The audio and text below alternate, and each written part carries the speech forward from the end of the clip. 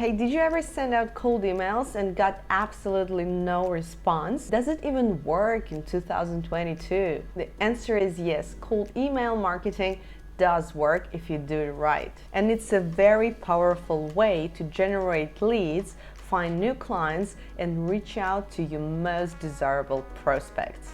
I'm Carolina Bond. I've been doing cold sales for over 10 years, and in this video, I'll share tips and tricks how to stop wasting your time on emails that get no response. I've been working on cold emails and cold sales for over 10 years, and I've combined my experience of dozens of projects to find new clients, new partners all over the world, get products featured on different blogs, podcasts, and offline events for some self-funded startups of my own, and a lot of clients I have worked for. Cold emails are often considered spam, something very annoying and undesirable. Everyone would hate that.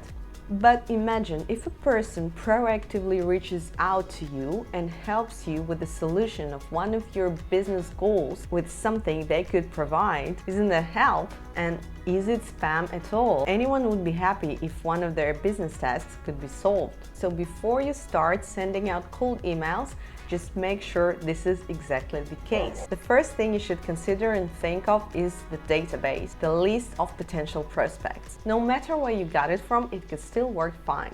You can either build it yourself, delegate it to your team member, or even buy a list of leads. No matter how you got it, you should do your own research and understand your prospects deeply. Have a look at their company's websites, their profiles on LinkedIn, understand their role in the company, their potential challenges and problems that your product or services are about to solve. So doing this research will allow you to add personalization to your cold emails copy and get rid of this spam feeling. If you don't know how to get the list of potential prospects to reach out to, I'll share this in my next videos. Please make sure to subscribe to my channel and stay tuned. The next part, which is super important and everyone talks about this a lot, is of course the copy. There are a lot of different cold emails templates you can find online. The truth is, the copy that will work best for you in your particular case is probably the one that you will create yourself. There is a lot of space for discussion here, and I've heard a lot of arguments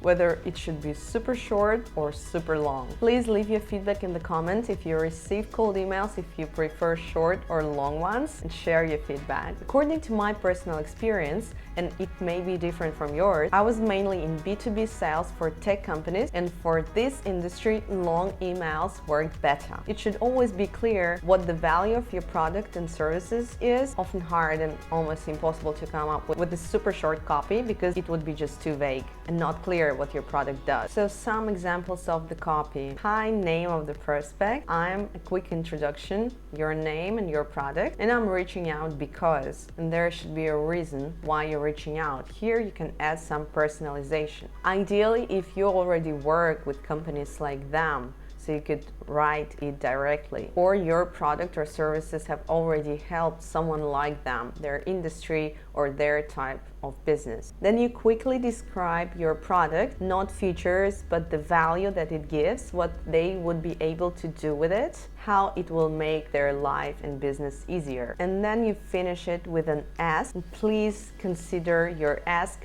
Maybe booking a call from the very first email is a too big ask. If you're still starting and you're not sure, I'd recommend something like, who's the best person from your company, the name of the company, to discuss it with? Because if it's them, they could reply to you and start a conversation. If it's not them, they'd give you a referral. Absolute no's for the ask is offering calls that have duration around 1 hour. This is just scary. Like, why would you give someone 1 hour of your time? No hard decisions here, so only the questions that are super easy to respond to. So after you build your own copy, you can use this checklist and see if yours has all of the following: a quick introduction, reason why you reach out, short, unique selling proposition, very clear, value that you could provide, and ask. After you're done with your copy, you can double check it in some online tool, for example this one. The next important part is start small. Do not try to automate and scale your cold email campaigns from the very start. There are a lot of different reasons for it. First, you can ruin a big part of your prospects because probably the list of those is limited. Second is you can get your domain blacklisted. If it's the very start from scratch, you can even consider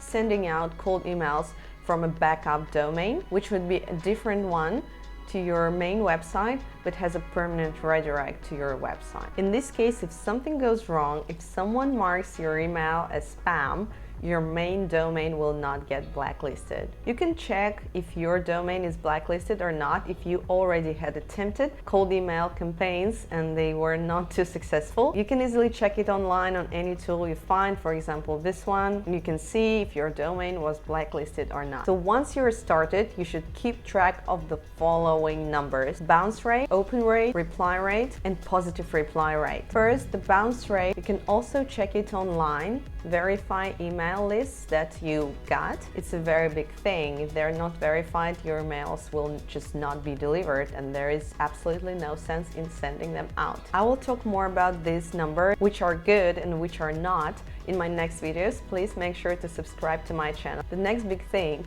is follow-ups. Of course, you do not just send one email. If people don't respond to your first email, there may be a lot of reasons to it. It can be bad timing, they were busy, they got too many emails, or a lot of other things. So make sure you come up with a sequence of at least 5 to 6 messages to send them and follow up your prospect. And the last thing I'm going to talk about is the email subject. Here, if you don't have your own ideas, you can use cliche ones like your name of the company and the name of the company of the prospect, or your unique selling proposition, your value of the product into the subject. According to our experience, it works better if the name of the company of your prospect is put into the subject because it makes it feel less spam. In my next videos, I'll talk about our cases of A/B testing of email subjects, which work good and which not. For A/B testing, the numbers should be at least above 100. Because if it's less than 100, it's not really A/B testing, it could be just luck or something else. I'll post a separate video with detailed cases of our projects, so stay tuned and subscribe to my channel.